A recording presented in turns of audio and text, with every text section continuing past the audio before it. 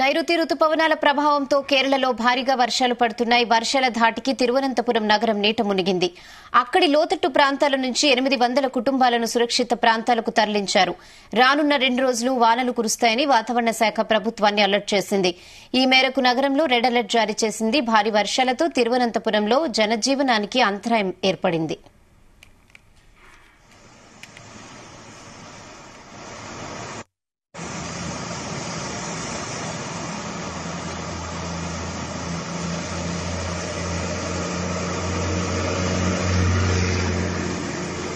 కొచ్చితో పాటు చుట్టుపక్కల ప్రాంతాలైన కలమస్సేరి, కక్కనాడ్లలో 2 రోజులుగా భారీ వర్షాలు పడుతున్నాయి. కొచ్చిలో భారీ వర్షం కారణంగా రోడ్డుపైకి భారీగా చేరిన వర్షపు నీరు, ఆ నీటిలోనే వాహనదారులు ఇబ్బందులు పడుతున్నారు.